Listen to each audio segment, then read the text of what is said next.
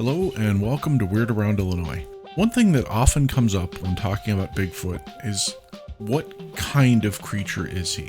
And, there are purists like, say, Cliff Barrickman who believe that he is purely a flesh and blood creature.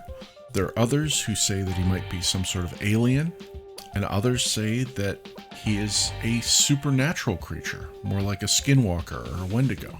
It's that last possibility that we want to take a closer look at today. So let's do that, and let's get weird. So, ever since people have been seeing Bigfoot, they have been coming up with all kinds of reasons as to why he is not being seen. And one of those reasons that comes up quite a bit is that he's supernatural, and he can be seen when he wants to be seen.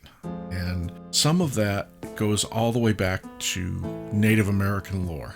And they had a number of legends and stories surrounding Sasquatch or Bigfoot that kind of explained his supernatural presence. Yeah, so in Native American lore, Bigfoot is apparently the spiritual guardian of the forest.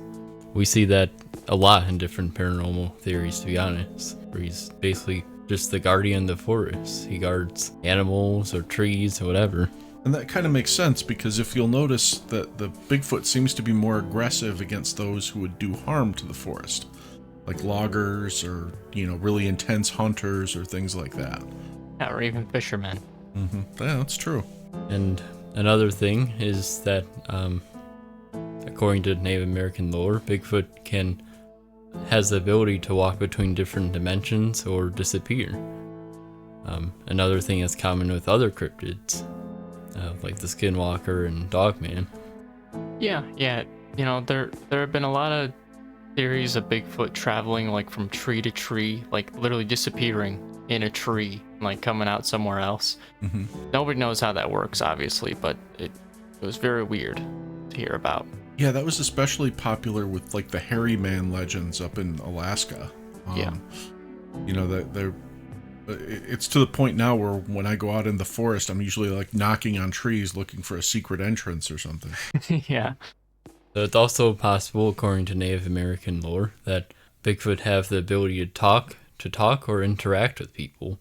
I suppose maybe they could talk like telepathically in their mind, maybe just through, like you mentioned, just tapping on trees or something. True, yeah. Although some Native American legends go even further than that, and they said that, Bigfoot would actually come to tribal gatherings, and he would dance with their warriors, and he would chant with them, and they spoke his language and he spoke their language, and he was just a friend.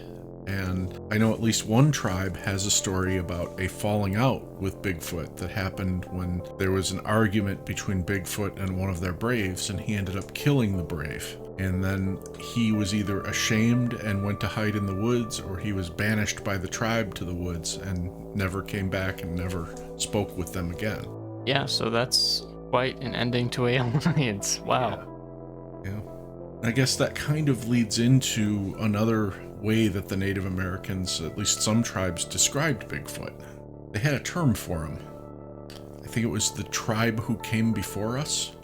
And that always sat with me with kind of like an eerie feeling, because it made me think that Bigfoot may have been like a precursor to humanity. Maybe they were like Neanderthals or Cro-Magnons or something like that, and that they were just the older tribe that was slowly replaced by us upstart humans and forced to kind of retreat to the woods as we propagated and spread throughout the land. Something in between the path of evolution. Yeah. Or, maybe they're not even in our path of evolution. Maybe they just used to be a lot more prolific out here, and we did with so many animals, we just displaced them. Yeah. However they got here, I mean, they could be alien or something simply supernatural. Which there have been a lot of observations over the past of what they could do, which would kind of lead them to be more paranormal. Yeah, I mean, they've been given a lot of strange attributes and abilities that, when we look at them, I guess we could look at them as either supernatural, alien, or natural. Right. And probably the most relevant ones is glowing orbs. that's kind of a tying thing between UFOs and Bigfoot. That's where the whole alien idea comes on, with Bigfoot maybe working with that. But anyway, yeah. When Bigfoot is witnessed, sometimes there are these bright, sometimes triangular formed orbs kind of in that shape, and yeah, just bright lights around. Yeah, it's something I really associate like with ghosts, like the spirits roaming around. You never know if there's like spirits that hang around Bigfoot or something. Yeah. Guess so. Yeah, it could be spiritual orbs preceding his arrival. It could be the lights of the mothership beaming him down. Yeah. It's just the lights and the mothership is cloaked. Who knows? Yeah. But, you know, we've actually seen that on one or two of the Bigfoot shows that we watch, where they would see, like, the 3 glowing orbs. And I can't remember. I think sometimes they're orange, sometimes they're green. Sometimes red. Yeah. Like the Tinley Park. Yeah. The episode before this one. Yeah. But, yeah, there seems to be a very strong correlation between seeing these glowing orbs and then shortly thereafter seeing Bigfoot. Yeah. Something else that is really unexplainable from Bigfoot is the really supernatural, beyond normal speed and strength. I mean, strength throwing rocks is something really absurd. Of course, for a 7 to 10 foot giant, that's not horribly surprising, but I'm assuming there have been bigger feats of strength from him. Yeah, I mean, the one that jumps to mind is if you see, like up in Alaska, those trees that were turned upside down and shoved like 6 feet into the ground. I mean, we're talking trees like 1.5 feet, 2 feet in diameter that most people couldn't even lift. Yeah. And he's like lifting them, turning them upside down, and shoving them into the earth like a tent stake. Oh my goodness. Yeah, or like branches that are just like slightly bent to perfectly make a tree structure or something. Mm-hmm. With extreme tension on them. Yeah. So that you would, even a human being would have trouble doing that because the branch would whip back and smack him in the head or something. Yeah. And, you, as you say, you would expect a big creature like that to have more strength than a human, and maybe be, as an animal or as a creature of the forest, you would expect it to be a little faster than a human. But all the stories I hear go beyond that. It's like unnatural speed and strength, even for something that size. Like Bigfoot seems faster and stronger than a bear, and most bears are comparable or bigger in size. Yeah. From what I've heard, they're definitely like faster and have more strength than like basically any other animals or humans. Mm-hmm. But from what I could tell, they're simply just like faster because they have like different shaped like body parts and stuff. At least that's what I've heard. Not so much a supernatural element to that, at least. Okay. Now, the only thing that I am not aware of is how fast a Bigfoot can go. Yeah, I mean, there aren't a lot of stories of Bigfoot like you hear about Dogman, like running beside a car or something. Yeah. It's more short distance speed. Like, I looked away for a second and he was gone. Yeah. I often hear about like very big strides. Yeah. With Bigfoot specifically, and that's why I think that part might not be supernatural. Good point. Yeah, with the big strides, you do hear that. Like, he crossed the road in 3 steps or something like that. Yeah. And something kind of intertwining with the portals and stuff that we were discussing just earlier. Rapid disappearances, especially in his kind of domain, the forest. You'll see him for 1 second, then he'll just leave. Yeah.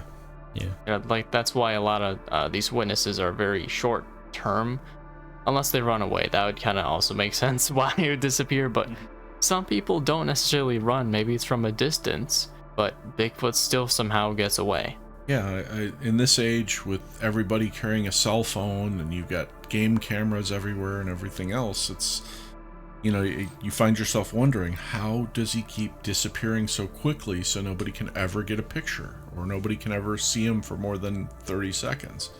Yeah, and a commenter brought this up one time, and it was kind of a good point. Bigfoot wouldn't exactly be able to, it shouldn't be possible for Bigfoot to not be seen commonly, especially around here in Illinois. Mm-hmm.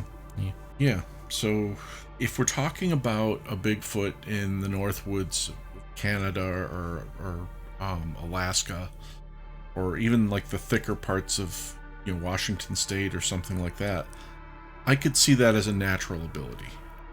Because animals disappear on me in the forest all the time. I'll be looking at it for 1 second, boom, it's gone. But when we're talking about southern Illinois, when we're talking about Ohio, places like that, there's forests, but it's not like the forest in those other places where you step 2 feet into the forest and you disappear. Yeah.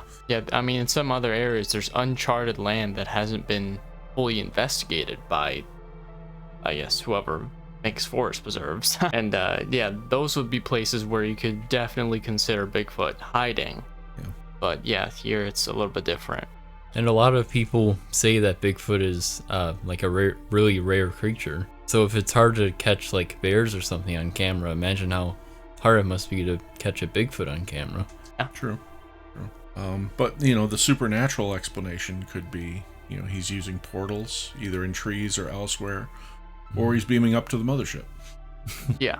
Then there's also mind powers. I guess the telepathy part would be a good example of this. Yeah, I would say that's part of it. I mean, there are people who feel like when they look into Bigfoot's eyes, they can hear it, they can feel that it's reading their thoughts. Some people have talked about time lapses when they're looking at a Bigfoot. And again, maybe the rapid disappearance is a mind power. Maybe it's just confusing you or blanking you for a minute so they can get away. Throwing a mental smoke bomb. Exactly. Yeah. So another possibility for their quick disappearances and such is possibility of invisibility. Whether it's a, like some sort of magic ability that they have, or some sort of natural development, some sort of natural camouflage, or some sort of technology. I mean, there have been many people who have described Bigfoot as looking like the Predator from the movie Predator, where there's just like this shimmering image of a huge creature, but you could see right through it. And I think you even put in our newsletter a picture of one like that once. Yeah. Yeah, I think I looked at that picture once and I never saw it. To me, it was like one of those pictures that they put in like the puzzle books and stuff, where you have to stare at it for like 10 minutes until it finally takes shape. Yeah. It took me a while, but I eventually saw it. Yeah, I think I got that picture like from an actual video or something. I think I just like took a screenshot of it. But yeah, we also saw an Expedition Bigfoot, like a cloaked looking Bigfoot, or what could have been a Bigfoot, just like walking around or running around. Yeah, that was like across a river or something. Yeah. Yeah, I remember that.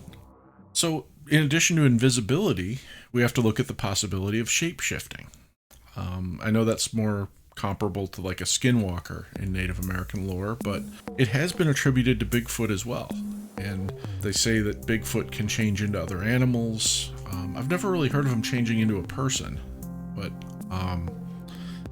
this could be a natural explanation of, there's a Bigfoot and a squirrel. The Bigfoot runs away, there's still a squirrel, so they think Bigfoot turned into a squirrel. Yeah. But it could also be that, he's actually changing into these other animals as a way to evade detection. Yes. And then one of my favorite Bigfoot abilities, to me, isn't supernatural. It's more of an enhanced natural ability, but that's infrasound. And that is like the sound quality of his roar that supposedly has an effect on people to immobilize them or scare them into running immediately without even thinking about it, sometimes making them physically sick. When it happens, it feels like magic, or it feels like some sort of, dark voodoo of some kind. But in fact, this exists in the natural world. Lions and tigers have infrasound in their roars. It's one of the ways they immobilize their prey. Yeah, and I think even dolphins and whales can do it as well. Yeah, I think you're right. Could you just replicate that sound, like, on some frequency thing? Yes, actually you could. Oh my goodness. There was, my brother often tells the story about this 70s band called The Buzz. They, in one of their songs, recreated a frequency that caused everybody in their audience to immediately start throwing up and pooping themselves. Oh my god. Yeah. I don't think my brother was at that concert, but he heard many people describing it, and they'd hit that exact note, which, not necessarily what you're looking for in a band, but probably pretty cool if you're like looking to develop sonic weapons or something. Yeah. I wonder if the government paid him a visit. Yeah, maybe that's why we don't see any albums by the Bzzz out there. Yeah. Way to stick out from the crowd. Yeah. Just be careful where you listen to them. Yeah. So those are our thoughts on a number of things, including supernatural Bigfoot.